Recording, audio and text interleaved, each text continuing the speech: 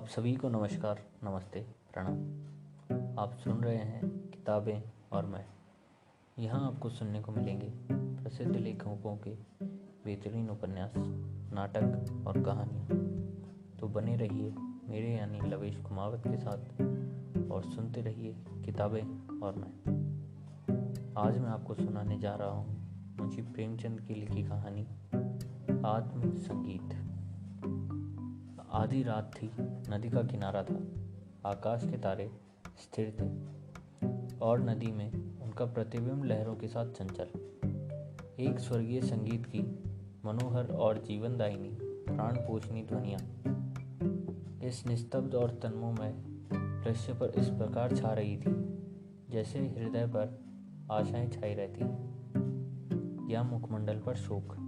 रानी मनोरमा ने आज गुरु दीक्षा ली थी। दिन भर दान और व्रत में व्यस्त रहने के बाद मीठी नींद की गोद में सो रही थी। अकस्मात उनकी आंखें खुली और ये मनोहर ध्वनियाँ कानों में पहुंची। वह व्याकुल हो गई, जैसे दीपक को देखकर पतंग। वह अधीर हो उठी, जैसे खांड की गंध पाकर चींटी। वह उठी और द्वारपालों एवं चौकीदारों की दृष्टियां बचाती हुई राजमहल से बाहर निकल आई। जैसे वेदनापूर्ण क्रंदन सुनकर आंखों से आंसू निकल आते हैं। सरिता तट पर कंटीली झाड़ियां थी, ऊंचे कंगारे थे, भयानक जंतु थे और उनकी डरावनी आवाजें। शव थे और उनसे भी अधिक भयंकर उनकी कल्पना। मनोरमा कोमलता और सुकुमारता की मूर्ति थी, परंतु उस मधुर संगीत का आकर्षण उसे तन्मयता की अवस्था में खींचे लिए जाता था। उसे आपदाओं का ध्यान न था। वह घंटों चलती रही, यहाँ तक कि मार्ग में नदी ने उसका गतिरोध किया। मनोरमा ने विवश होकर इधर उधर दृष्टि दौड़ाई। किनारे पर एक नौका दिखाई दी। निकट जाकर बोली, मांझी, मैं उस पार जाऊंगी। इस मनोहर राग ने मुझे व्याकुल कर दिया है। मांझी, रात को नाव नहीं खोल सकता। हवा तेज है, लहरें डरावनी, जान जोखिम है। मनोरमा, मैं रानी मनोरमा हूँ। नाव खोल दे, मुंह मांगी मजूरी दूंगी। मांझी, तब तो नाव किसी तरह नहीं खोल सकता।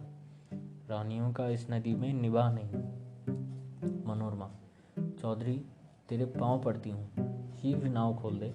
मेरे प्राण उस ओर खींचे चले जाते हैं। मांझी, क्या इनाम मिलेगा? मनोरमा, जो तू मांगे। मांझी, आप ही कह दे, मैं गंवार क्या जानूं कि रानियों से क्या चीज़ मांगनी चाहिए। कहीं कोई ऐसी चीज़ न मांग बैठूं जो आपकी प्रतिष्ठा के विरुद्ध हो। मनोरमा, मेरा यह हार अत्यंत मूल्यवान है, मैं इसे खेवे में देती हूँ। मनोरमा ने गले से हार निकाला। उसकी चमक से मांझी का मुखमंडल प्रकाशित हो गया। वह कठोर और काला मुख, जिस पर झुर्रियां पड़ी हुई थी। अचानक मनोरमा को ऐसा प्रतीत हुआ मानो संगीत की ध्वनि और निकट हो गई हो। कदाचित कोई पूर्ण ज्ञानी पुरुष आत्मानंद के आवेश में उस सरिता तट पर बैठा हुआ उस निस्तब्ध निशा को संगीत पूर्ण कर रहा है। रानी का हृदय उलझने लगा। कितना मनोमुग्ध कर राग था। उसने अधीर होकर कहा, मांझी, अब देर न कर, नाव खोल। मैं एक क्षण भी धीरज नहीं रख सकती। मांझी, इस हार को लेकर मैं क्या करूँगा? मनोरमा, सच्चे मोती हैं। मांझी, यह और विपत्ति है। मांझिन गले में पहनकर पड़ोसियों को दिखाएगी।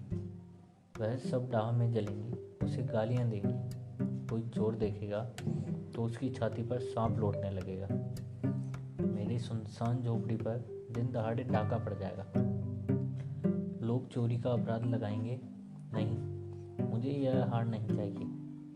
मनोरमा, तो जो कुछ तू मांग वही दूंगी, लेकिन देर न कर। मुझे अब धैर्य नहीं, प्रतीक्षा करने में तनिक भी शक्ति नहीं। इस राग की एक एक तान मेरी आत्मा को तड़पा देती है। मांझी, इससे भी अच्छी कोई चीज़ दीजिए। मनोरमा, अरे निर्दयी, तू मुझे बातों में लगाए रखना चाहता है।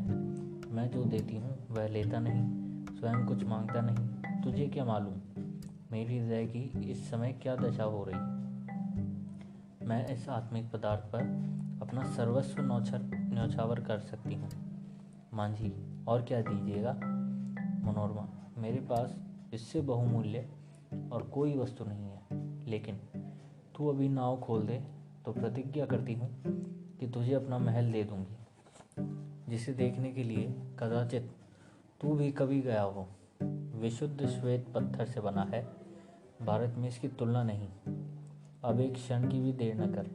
मांझी हंसकर, उस महल में रहकर मुझे क्या आनंद मिलेगा, उल्टे मेरे भाई बंधु शत्रु हो जाएंगे। इस नौका पर अंधेरी रात में भी मुझे भय नहीं लगता।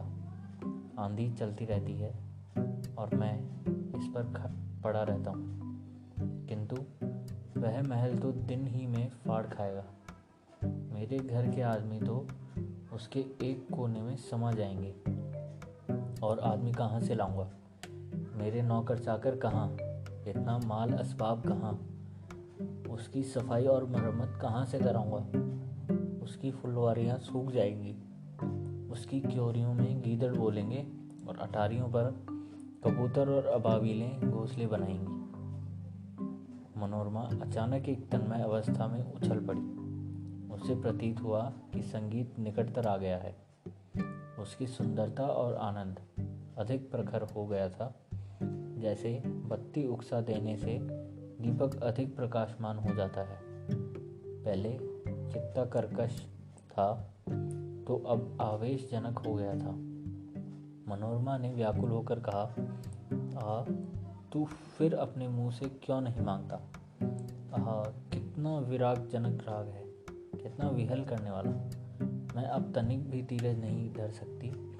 पानी उतार में जाने के लिए जितना व्याकुल होता है, श्वास हवा के लिए जितनी विकल होती है, गंध उड़ जाने के लिए जितनी उतावली होती है, मैं उस स्वर्गीय संगीत के लिए उतनी व्याकुल हूँ। उस संगीत में कोयल की सी मस्ती है, पपीहे की सी वेदना है, श्यामा की सी विहलता है। इसमें झरनों का सा जोर है और आंधी का सा बल। इसमें वह सब कुछ है जिससे विवेकाग्नि प्रज्वलित होती है, जिससे आत्मा समाहित होती है और अंतःकरण पवित्र होता है। मांझी, अब एक क्षण का भी विलंब मेरे लिए मृत्यु की यंत्रणा है। शीघ्र नौका खोल। जिस सुमन की यह सुगंध है, जिस दीपक की यह दीप्ति है, उस तक मुझे पहुंचा दे। मैं देख नहीं सकती। इस संगीत का रचयिता कहीं निकट ही बैठा हुआ है, बहुत निकट। मांझी, आपका महल मेरे क्या काम नहीं करेगा? मेरी झोपड़ी उससे कहीं सुहावनी है। मनोरमा, हाय, तो अब तुझे क्या दूं? यह संगीत नहीं है, यह इस सुविशाल क्षेत्र की पवित्रता है। यह समस्त सुमन समूह का सौरभ है, समस्त मधुरताओं की माधुरी है, समस्त अवस्थाओं का सार है। मौका खोल। मैं अब तक जीऊंगी, तेरी सेवा करूंगी, तेरे लिए पानी भरूंगी, तेरी झोपड़ी बहारूंगी। हाँ, मैं तेरे मार्ग के कंकड़ चुनूंगी, तेरे झोपड़े को फूलों से सजाऊंगी, तेरी मांझिन के पैर मलूंगी। प्यारे मांझी, यदि मेरे पास 100 जानें होती तो मैं इस संगीत के लिए अर्पण करती। ईश्वर के लिए मुझे निराश न कर। मेरे धैर्य का अंतिम बिंदु सूक्ष्म हो गया है। अब इस चाह में दाह है। अब यह सिर तेरे चरणों में है। यह कहते कहते मनोरमा एक विक्षिप्त की अवस्था में मांझी के निकट जाकर उसके पैरों पर गिर पड़ी। उसे ऐसा प्रतीत हुआ मानो वह संगीत आत्मा पर किसी प्रज्वलित प्रदीप की तरह ज्योति बरसाता हुआ मेरी ओर आ रहा है। उसके रोमांच हो गया। वह मस्त होकर झूमने लगी। ऐसा ज्ञात हुआ कि मैं हवा में उड़ जाती हूँ। उससे अपने पार्श्व देश में तारे झलमिलाते हुए दिखाई देते थे। उस पर एक आत्मविस्मृत का भावावेश छा गया और अब वही मस्ताना संगीत, वही मनोहर राग उसके मुंह से निकलने लगा। वही अमृत की बूंदें उसके अधरों से टपकने लगी। वह स्वयं इस संगीत की शोध थी। नदी के पार से आने वाली ध्वनियाँ, प्राणपोषिणी ध्वनियाँ उसी के मुंह से निकल रही थी। मनोरमा का मुखमंडप चंद्रमा की तरह प्रकाशमान हो गया था और आंखों से प्रेम की किरणें निकल रही थी। तो ये थी आज की कहानी। आशा करता हूँ आपको यह कहानी अच्छी लगी होगी। तो ऐसी ही और कहानियों के लिए सुनते रहिए किताबें और मैं। तब तक के लिए धन्यवाद।